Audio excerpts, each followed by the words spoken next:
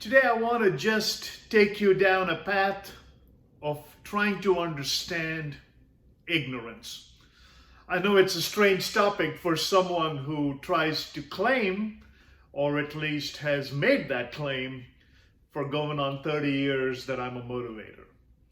But as I look across what has transpired in the last 6 months, when I look at the evidence that seems to be stacking up on both sides of a philosophical argument, one thing I see is the unending supply of ignorance.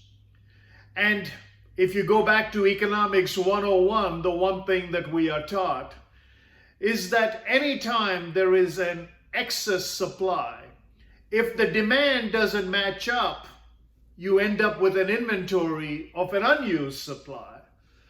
But when I look back over the last 6 months, the one thing I see is the unending supply of ignorance, but also the rapid and almost constant consumption of this ignorance. All the evidence of what we see and what we consume seems to go against the grain of our basic convictions. Our very character seems to question this unending ignorance, but somehow in a need to go along to get along, we participate. Now, by nature, I'm a contrarian, so always try to bring in logic and evidence to see if it matches up with what we are consuming. The other day in a podcast, I recorded these 3 parameters, and some people asked me to explain it in a different way. So I thought I would create a video that would take us down this journey. What are some of the conditions that you are now accustomed to, that you have become a part of in this journey called life? When this new arrival of a disease that is unseen, of a devastation that is incomprehensible, of statistics and numbers that seem to be thrown at you in random directions. Some say you need to focus on the death rate, and it was not that alarming as was originally prescribed and predicted. Some said you need to focus on the elderly and the compassion. Some said that you need to look at the statistics of those that have been afflicted and the nature of their illness. Yet others came across with even one is too much. Someone needs to put an end to this. Well, a government cannot eradicate a virus. A government can only put into place some of the controls that go with it. By the same token, vaccines in the past have been developed for diseases untold, but people still seem to succumb to those diseases. Those are the facts. Now, on the other side of it are the feelings of whether one person's desire to participate in this abundance of ignorance is called righteousness, and the other person's desire to revolt against it is called responsibility. So here we are in the middle. Is there a basis in the middle that says, you know what, we don't need to subscribe to either extreme? I wear a mask and I do it so that I can take care of myself and my responsibility. By the same token, I also sometimes question whether a handshake is somehow not appropriate because that would spread the contagion, but a fist bump may be, or an elbow bump may be. I don't know enough about this virus, but maybe I ask myself the question. It's apparently on your hands because you touch your face, and that's why it should not be on the palm, but it's okay on the sleeve, but when you cough, make sure you cough into your sleeve.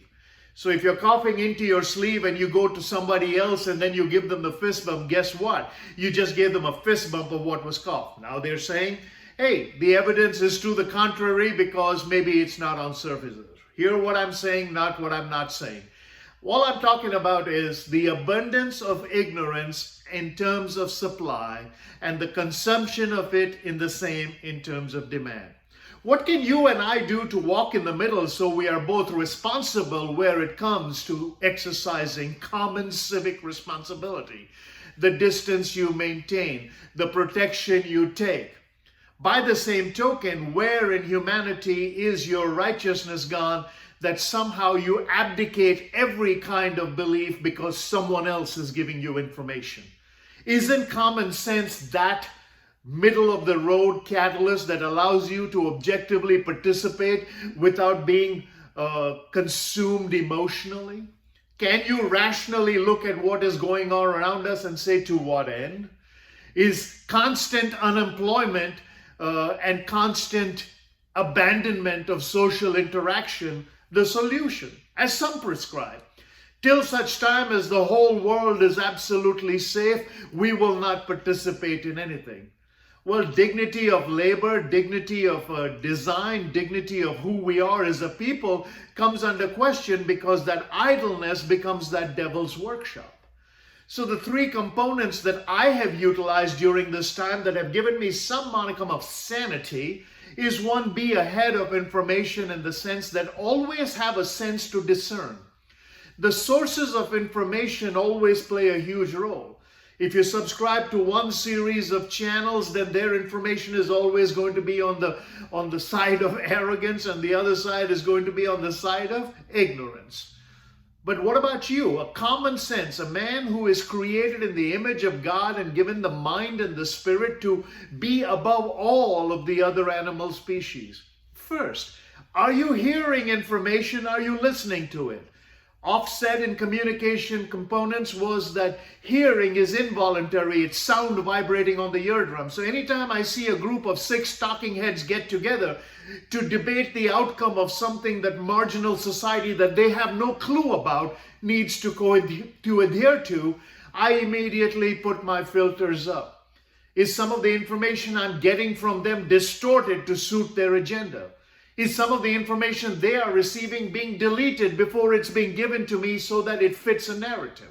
And this is on both sides of the political spectrum. Remember, I'm trying to operate from the middle to say, how do you not participate in ignorance as a consumer so you can stop its never-ending supply as someone else who is providing? So are you hearing the information, which is empty sound vibrating on the eardrum, or are you listening to it with discernible filters that say, how does this apply to me? Does it affect my standard of living? Does it change my quality of life? If I participate in it to the degree, will I be able to protect those that are elderly and infirm? If I do not participate in it, will I be impacting someone else? Am I taking a risk or am I taking a gamble? Corporate strategy has always told me a calculated risk means you weigh the pros and cons. Now remember, I have not talked about this virus or this contagion for the simple reason that I'm not an expert, but I understand logic. They're telling me that if I get tested, I may not be tested positive for it, but I may get tested positive for it tomorrow, which means a test today that is negative does not mean that I am not a carrier of it. By the same token, if I'm asymptomatic and do not have the disease, then I don't know if I carry it. If that's the case, what is my guilt? My guilt is, do I stop participating in life because I'm asymptomatic? They told me that if they tested me and I'm negative, I may test positive for it tomorrow. So it doesn't mean that between today when I test negative and tomorrow if I test positive, again, I'm rendered useless. So this goes back to that old philosophical conundrum that at any given time we possibly have it and don't have it, and at any given time we may get it or not get it. If that's the case, does humanity cease to exist? What am I hearing? And am I listening to the edicts? The number of people that are killed because of smoking is far greater. The number of people who are killed by drinking is far greater, but they didn't seem to make any adjustments there. So what they're saying is, to me, I have to be careful. That is no longer a moral argument. It's no longer a civil argument. It's no longer an argument because there is no data on each side that is definite. By the same token, I've often told my staff and those around me that, listen, I want to be a hope giver. So when I listen to information that is coming from all these channels, my first thing is, are they giving me any hope for the future? If the information to me is useless in the sense that it renders me incompetent and it puts me on the side of not being productive, then I have to question its motive. Why would anybody not want to give hope in this world and only talk about despair and destruction? So the first sense, are you listening to the information, which means you're able to discern and make a judgment for yourself based on what is right for you and how you operate? Or are you just listening to empty pandering that is constantly barraging you with negativity. My mentor Zig Ziglar used to do this about traffic. He says when you hear a traffic, they always talk about the jam, the accident, the block up, the backup, and the delay. Not one traffic reporter will come on and with considerable confidence of their own conviction based on data say, you know what, today 99.9% of the people will reach. So sometimes when I'm listening to information, even if it is deadly, I want some hope so that I can react in a way that gives me tomorrow. If you're reacting in a way that prevents my today and damns my yesterday, then what is the hope you're giving me for tomorrow? Second, am I just viewing or am I observing? Again, I'll go back to that old poem which I've quoted many times by William James that I first heard Ravi Zacharias talk about, and that is, this eye's dim windows of the soul distorts the heavens from pole to pole and goads us to believe a lie when we see with and not through the eye. We were designed to see through the eye with a conscience, not with the eye devoid of one. If you are just a voyeur, if you're just viewing the information so you can fortify your opinion or become someone who becomes an expert because you're viewing it, you're doing yourself no justice and you're helping no one else. By observation, again, you let the information pass through you with some kind of sense and sensibility. When the news says breaking, so many people died, I immediately ask myself, is this number greater than or smaller than the previous report? If the issue is just to articulate that there is death, we already know that 100% of humanity will die. If I countered with that argument, I'd look silly because we're dealing with the broad pace of living versus the response or the succumbing to this contagion. So the first question is always to ask yourself, are you hearing information which is empty, hollow sound, or are you listening to it with discernment? The second is, are you viewing it for the sake of being scintillated by that which is paraded and validating that which you already believe? Or are you observing it saying, what is their intent? Ravi Zacharias, the late great Ravi Zacharias said, anytime you're asked a question, always question the assumption of the questioner. I think you can take it one step further in this viewing and observation. When you're observing a news report or when you're observing something, whatever it is, when you're observing something that is visual, always ask yourself, what is the basic premise that they are trying to convey? And as a consumer of it, do I have to take their assumptions for having made the declaration and my own assumptions for how I'm going to receive it? First, are you hearing or are you listening? Second, are you viewing or are you observing? And third, are you relaying or are you communicating? I hope when I do these little messages that I'm communicating, that I'm actually focusing on the intent behind it and not just the content of it. So when I hear again information or listen to dissect that which I'm hearing, the same applies to the way I communicate. Someone called me the other day and said, what is your fundamental reason? What is the fundamental premise? What is the formula you use to communicate?